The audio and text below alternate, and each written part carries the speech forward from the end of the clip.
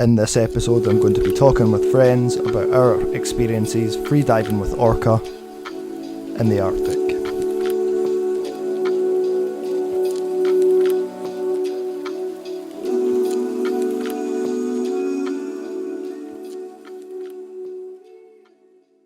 For me, I can just mind, like, it was always like a dream of mine to kind of like to swim with Orca in the wild. Oh my god. Since I can't even think how old. Any home video I look at, I know this is so ridiculous, but I was sitting watching Free Willy, or I'd sit and watch, like, when YouTube came out, the first thing I ever did on YouTube was just watch Orca videos over and over and over again. Like, it was good. It was always my dream, like you're saying, definitely. I think Norway's the most expensive trip I've ever been on. I mean, you've been a few times, Dave. You know how expensive it is. But that, like, I done it as cheaply as possible. Like, how much was your, like, if you don't mind me asking, your the yacht you went on? For the week trip, it was about $4,000. And then plus your free dive. £4,000. And is that's all flights and everything, isn't it? No, that wasn't including flights. I think I spent, including the free diving, qualification. I think I spent about $5,500. It was a lot of money. Worth it. Like, obviously we had different experiences, I guess. Like, I'd say I remember when I got there, they said work in a rule of thirds. They said 1/3 of the time you'll have good days, 1/3 you'll have okay days, and 1/3 of the days will get cancelled. Yeah. But I think we had 5 days booked. I think one of the days we were just whale watching, essentially. Mm-hmm. 2 of the days cancelled. One of the days, the fucking BBC were in the way. Right as there was, like, so many whales. And then, like, just by good chance, like, had 2 good encounters, but only twice, you know. As I say, I've got about 15 seconds of video. Even though the camera didn't capture a lot of it, there was some, like, I could see the whales. The camera just couldn't pick them up a lot of that time, but they weren't that close.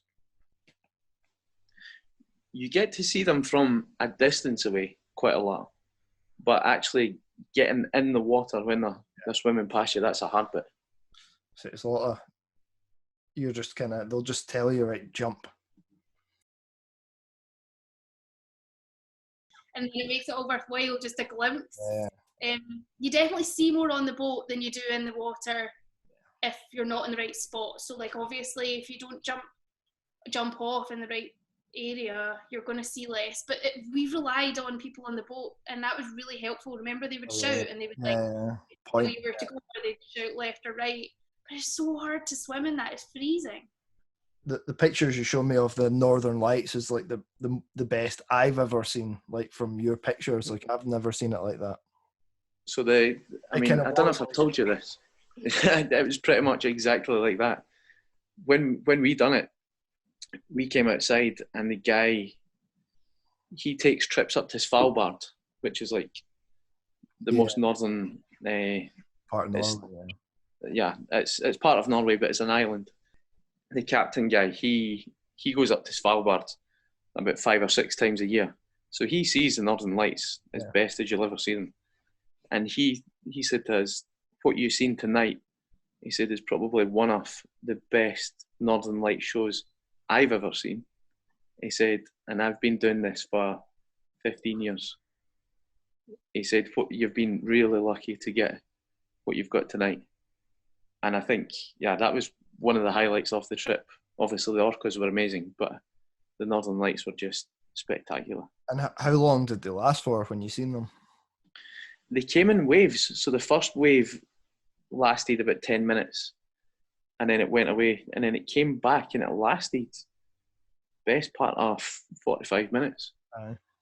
But, I mean, you've seen them a couple of times, Dave. It's almost like they dance in midair, and then they move, and they shoot across.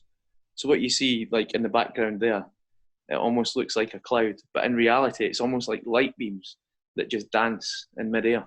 I think because a lot of people, like, see things like this, and they say, well, that's not what it's like in real life.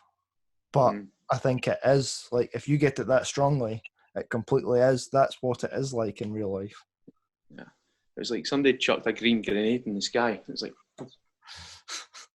there was bits when it dances above your head, and it's the strangest thing, because you're looking up and it's literally like it's like shooting down at you.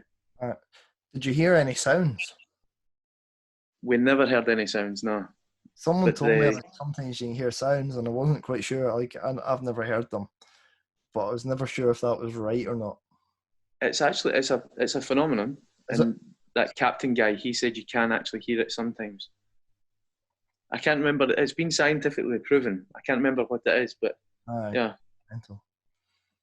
But that's like, let's see, you can't beat seeing the Northern Lights. Unbelievable. When it comes to the diving, when it comes to free diving, we literally seen the orcas for one day, and they all came together in this little fjord, and there was about, he reckons, about 150 orcas all just swimming around this one bit. So the noise when we went under was insane.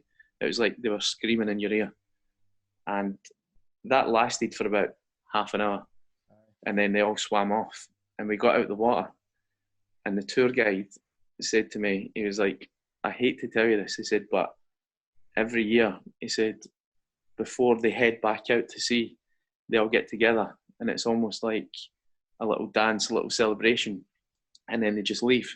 They leave Norway. And that was the little celebration that we witnessed. They all got together. It was like a little party, a little social gathering. And then we never seen them again. And the night before, I remember when we got there and we were speaking to the people, and they were showing us their videos from the week before. And they were all like socializing and feeding, and there was like humpbacks and orcas. And so I had this built up. I mean, I know it was, but it was just so unfortunate that the week before they were just so active and so social, and then the calf had passed away, and then the next week when we went, they were just traveling quite a lot. So that first day, like, oh God, I still remember the first time I saw one, like the very first one pop up. In everyone's video, I'm sorry, I ruined them all. There's just me in the background, like, oh my God. It was just how many of them there were. They were like everywhere. I would have left there happy, even just seeing them. Never mind getting in the water. There was like a mother with the dead calf, and that's why we never got in the water. Didn't let us in because she was like keeping the calf up. She was like wouldn't let it go. Yeah. So saying it was too dangerous, or she would protect the calf. There was a couple of calves alive, and I've got a picture or two of them. Yeah, because they're like yellow, aren't they? Yes, that's so weird. So I've got one of like 3 of them all. When you can literally just see, it's such a good contrast, because it must be the mother on the other side and it's white, and then the calf in the middle is yellow, and then the other one on the other side is white again. Did you see anything else other than orca? We seen humpback whales pretty much every day, so they were pretty cool. Yeah, there was one. We've got a video. I might try and find it and get that across to you. But it must have been about 30 meters away from the boat, and it was coming towards the boat.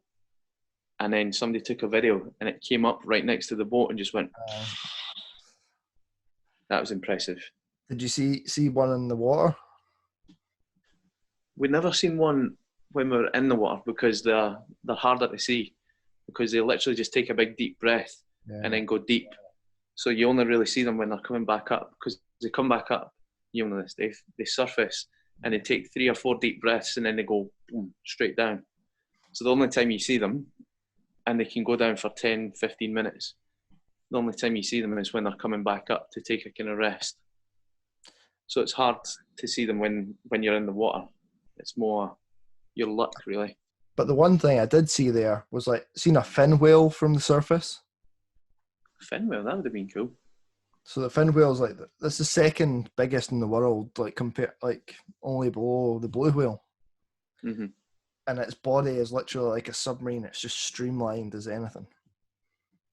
And one of the times we jumped in the water to see the orca, I was in the water, and everyone like on the boat's like screaming and just pointing, and you can't. It's disorientating. The the waves are kind of clouding what you can see, and you can't really see the orca on the surface from being in the water when it's choppy. And I was just frantically swimming, like people are pointing, so I'm just going towards that direction. Didn't know what for. I think I'd maybe thought it was the fin whale because we had seen it prior. Mm-hmm. And I remember just catching the kind of fin whales can get up to like 23 meters long. Like they're fucking big. Huge. And I'd just seen this like torpedo submarine like shape, maybe 10, 15 meters ahead of me, just like shooting through the water in front of me. And that's like kind of like three like London buses just shooting past you and the speed. And I was just like, fuck. But I wish like it's the one thing I want to see more of is the whales. Like we're kind of you get spoiled, you know. Seeing orca on the surface wasn't interesting anymore. We're just like, oh, it's just orca, you know, because as you say, there's like hundreds of them. Yeah, they're everywhere. And they're quite like, it's seeing them in the water that I went there to, and you went there to do, you know. Mm-hmm. It's like anyone can go whale watching, see them on the surface, that's fine. But it's getting in the water with them is the thing. Yeah. I mean, when I seen them, we jumped in the water, and like I said, they were everywhere. But they keep their distance. Yeah. But like what you were saying, they started screaming. They were like, "Swim that way, swim that way," and I swam and I went underwater for a couple of meters, and literally about 5 or 6 meters in front of me, this thing came past, and it was like a submarine. So that way, when somebody swims past you and it goes whoosh, like that, that noise times by about 20, it just went. It was terrifying because they're the apex predator of the sea. Oh, yeah. And when one of them flies past you, part of you thinks, this is my last day. This is good. It was such an amazing feeling. It was so exhilarating. See, even I remember being scared. Like there's a video where before we went in, I've got my GoPro ready, but I've got like my fins over the rib, just sitting waiting. Yeah. This was on the day we saw them. We were ready to like, I think someone just pushed me over. And so when I was sitting there and we were waiting, we were kind of like going, sort of trying to find, I think they were trying to see when they surfaced, then we would go in. And just being slightly scared, but in a good way, like a really challenged way. Like I wasn't, I don't know, it was, I've never felt anything like it. They are probably the second most intelligent species on the planet, you know, I'd say. The way, I don't know if they went through it, but the way that they communicate and the way that they hunt is fascinating. Because if you imagine the fjords are like that, so they basically, they all sit at each of the corners of the fjord. So one swims in and the other one. So if you think about the fjords, like the Lofoten Islands or whatever, you could cover maybe, I'd say, 100 miles. So they've got literally a big pod and they've got 1, 2, 3, 4 all the way along. And then they've got one that swims in. And then they communicate back to the one that's at the corner. That one communicates back to the ones that are at the other side. And then they all come together and hunt together. So they can literally cover hundreds of miles just by communicating with each other through echolocation. I thought it was pretty cool. It's mental. Like, I know there is a pod in Scotland actually, but I think they're all female. They're all female, okay. So they'll either die out unless, you know, a random Norwegian bloke decides to break free. But no, like they are just fascinating. Look at I don't know. The whole thing actually makes me quite speechless. I mean, not that I'm ever speechless, but it does like, it's quite shocking. Like you kind of have to pinch yourself and it's all that really happened. And it's like, yeah, there must be such a small percentage of people in the world that have had like encounters in the wild with orca in the water. I know.